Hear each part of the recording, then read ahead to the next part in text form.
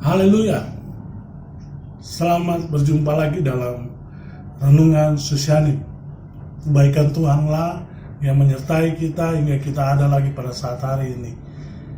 Hari ini kita akan sedikit melihat kebenaran firman Tuhan tentang cara pandang.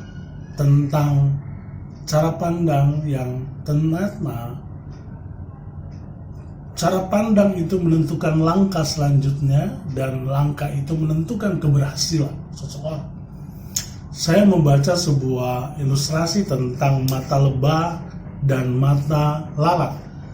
Kalau lalat di tengah-tengah madu, dia tetap mencari sesuatu yang berbau busuk. Berbeda dengan lebah, di tengah-tengah mungkin bunga yang busuk, tapi dia fokus mencari sesuatu yang manis, yaitu madu. Nah, Bapak, apa yang bisa kita ambil dari sini? Bahwa hidup itu tidak selalu manis, akan ada kedukaan, akan ada kesusahan, akan ada kelemahan, akan kejatuhan, dan segala macam. Tapi fokus kita harus ke sesuatu yang manis. Bukan berarti kita tidak pernah mengalami suatu kegagalan, tapi jadikan itu suatu pelajaran yang tidak perlu untuk kita ingat. Yakinlah bahwa Tuhan selalu menjadikan semuanya indah. Mari hari ini kita akan coba membuka ayat panduan kita. Kejadian pasal yang ke-13, ayat yang ke-10 dan 14. Kejadian 13, ayat 10 dan 14. Mari perhatikan. Lalu Lot melayangkan pandangannya dan dilihatnya lah bahwa seluruh lembah Yordan banyak air, seperti taman Tuhan, seperti tanah Mesir sampai ke Zoar. 14. Setelah Lot berpisah daripada Abraham, berfirmanlah Tuhan kepada Abraham, "Pandanglah sekelilingmu dan lihatlah dari tempat engkau berdiri itu, ke timur dan barat, utara dan selatan. Sebab seluruh negeri yang kau lihat itu akan kuberikan kepadamu dan kepada keturunanmu untuk selama-lamanya." Kisah ini mempunyai latar belakang tentang om dan keponakan. Ya, Abraham memiliki adik dan memiliki anak yang bernama Lot ketika Tuhan memanggil Abraham keluar dari Ur Kasdim untuk pergi ke tempat yang dijanjikan, dia membawa serta keponakannya ini. Tapi di tengah perjalanan, firman Tuhan menuliskan bahwa mereka diberkati dan akhirnya tidak ada tempat lagi untuk mereka berdua bisa memberikan makanan untuk ternak-ternak mereka. Karena kalau mereka bersama-sama begitu besar, akhirnya tuh Abraham menawarkan kepada Lot, "Lot, kalau kamu ke kanan, saya ke kiri. Kalau kamu ke kiri, saya ke kanan." Lalu apa yang terjadi? Kita baca ulang. Ayat yang ke-10. Lalu Lot melayangkan pandang dan dilihatnya lah bahwa seluruh lembah Yordan banyak air, seperti taman Tuhan, seperti tanah Mesir sampai ke Zoar. Dituliskan Lot mengarahkan pandangannya ke lembah Yordan. Dikatakan di situ dia melihat itu seperti taman Tuhan. Wow. Lot mempunyai cara pandang manusia. Apa yang dia lihat bahwa lembah Yordan itu seperti taman Tuhan. Tapi bukan taman Tuhan. Seperti saja. Dia tidak ada di dalamnya dan dia tidak tahu bahwa lembah Yordan itu adalah Sodom dan Gomora. Pusatnya perzinahan, pusatnya penyembah berhala, pusatnya segala kejahatan yang berlaku. Bahkan di ayat selanjutnya dikatakan di ayat yang ke-13, 12 mungkin saya bacakan, Abraham menetap di tanah Kanaan, tetapi Lot menetap di kota-kota lembah Yordan dan berkemah dekat Sodom. Wow. Adapun orang Sodom sangat jahat dan berdosa terhadap Tuhan. Kita simpan dulu ini. Lot memilih untuk turun ke lembah dan tinggal dekat Sodom dan Gomora, kota yang dihancurkan itu. Mari kita lihat Abraham. Ayat 14 Setelah Lot berpisah daripada Abraham, berfirmanlah Tuhan kepada Abraham, pandanglah sekelilingmu, dan lihatlah dari tempat engkau berdiri itu, timur, barat, utara, selatan. Sebab seluruh negeri yang kau lihat itu kuberikan kepadamu dan kepada keturunanmu untuk selama-lamanya. Sementara Lot mengarahkan pandangannya ke lembah, Abraham tetap memposisikan dirinya tetap di atas. Kalau Lot mau turun, dia tetap ada di atas. Dia tetap ada di dataran tinggi. Dia tetap ada di dataran tinggi. Perhatikan itu, di dataran tinggi. Maka kita coba mengaplikasikan dalam kehidupan kita. Kita akan sedikit beralegori, Bapak Ibu hari ini. Lot memilih tempat yang rendah ketika persoalan itu terjadi. Dia melihat dengan cara pandang manusianya dan berkata itu seperti taman Tuhan. Tetapi Abraham mau tetap ada di dataran tinggi. Abraham tetap mau ada di dataran tinggi. Dalam banyak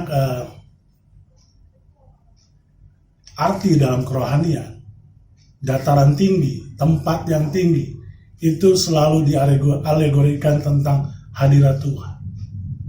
Tentang hadirat Tuhan, tentang kehadiran Tuhan. Sedangkan lembah itu sering kali digambarkan dengan jalan yang gelap, lembah kekelaman, dan banyak hal yang sering kali diartikan. Mari, banyak dalam kehidupan kita tantangan, banyak masalah seperti yang diperhadapkan oleh Abraham dan Lot. Sehingga Abraham harus berkata kita harus pisah. Tapi dia berikan pilihan kepada Lot. Kamu mau kemana? Silakan. Dan dia mengarahkan ke sana.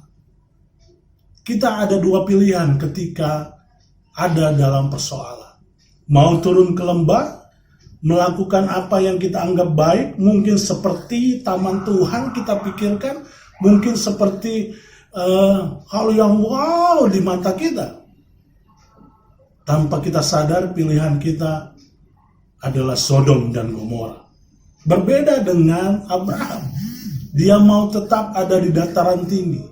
Itu berbicara tentang hadirat Tuhan. Dan ternyata apa yang terjadi? Saudara, apa yang terjadi?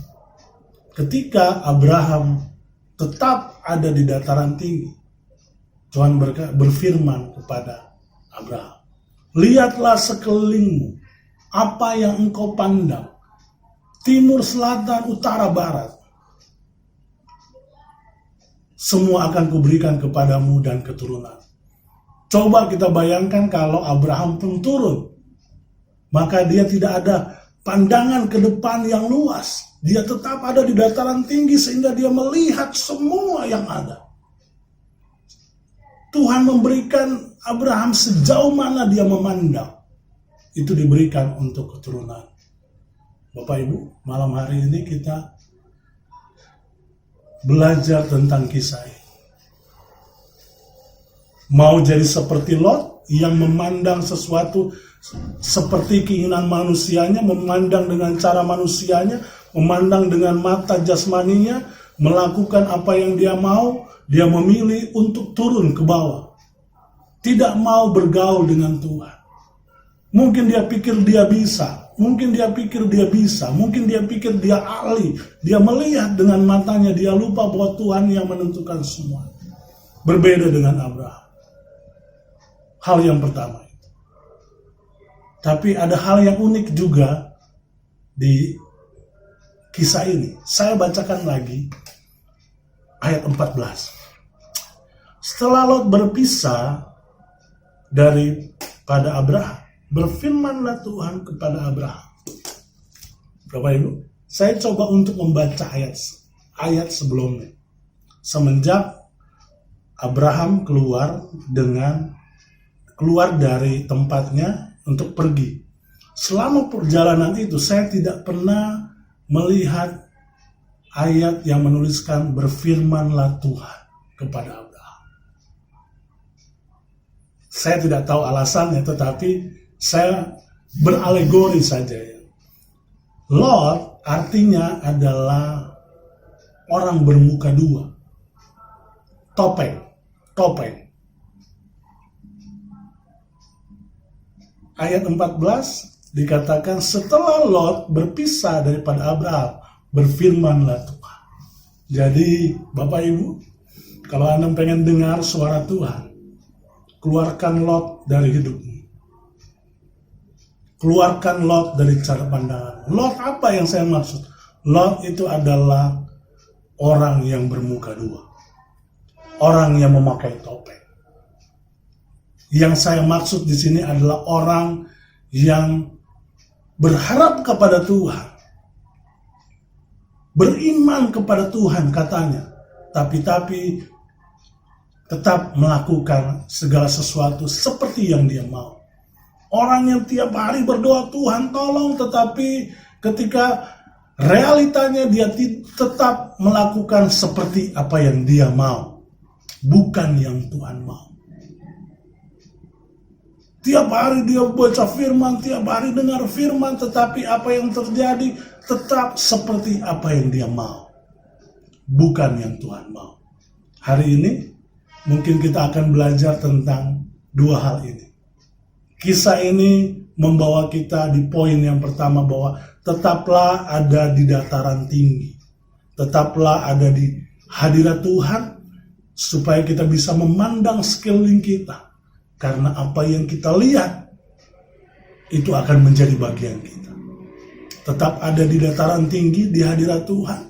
Maka setiap yang Bapak Ibu doakan, maka setiap apa yang Bapak Ibu inginkan, saudara-saudara inginkan, itu akan diberikan kepadamu. Jangan mau turun ke lembah Yordan meninggalkan Tuhan. Walaupun di situ seperti taman Tuhan katanya, tapi di situ adalah sumber dosa. Ada Sodom dan Gomora di dalam. Yang pertama. Yang kedua, setelah Lot berpisah dari Abraham, berfirmanlah Tuhan. Lot itu adalah artinya bermuka dua atau pakai topeng. Jangan bermuka dua atau memakai topeng di hadapan Tuhan. Itu sangat menyakiti hati Tuhan. Ketika kita percaya mengandalkan Tuhan, lakukan itu dengan tindakan, dengan bersandar kepada Tuhan. Jangan kita berdoa Tuhan tolong, tapi kita tetap mengandalkan kekuatan kita. Mari, hari-hari ini penuh tantangan. Tetap ada di dataran tinggi supaya kita bisa melihat apa yang Tuhan sediakan bagi kita. Tetapi tetap lakukan apa yang Tuhan mau, bukan apa yang menjadi keinginan kita.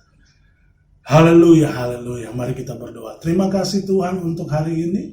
Biarlah apa yang direnungkan hari ini menjadi bagian dalam kehidupan kami. Kami tetap ada di dataran tinggi, di hadirat Tuhan, supaya kami bisa melihat semua yang Tuhan sediakan bagi kami. Kami tidak tergiur dengan seperti taman Tuhan, padahal sumber dosa ada di tempat itu. Dan kedua, kami rindu untuk menjadi orang-orang yang benar-benar mengandalkan Tuhan. Bukan orang-orang yang bermuka dua atau memakai topeng. Ketika kami berdoa mengandalkan Tuhan, tapi kami tetap melakukan apa yang kami mau, bukan yang Tuhan mau. Berkati kehidupan kami, sehingga sepanjang hari ini, sepanjang kehidupan kami menikmati keberkatan Tuhan. Dalam nama Tuhan Yesus Kristus, haleluya, amin. Selamat malam, Tuhan Yesus memberkati kita. Sosianim, bangkit, kuat, menang. Haleluya.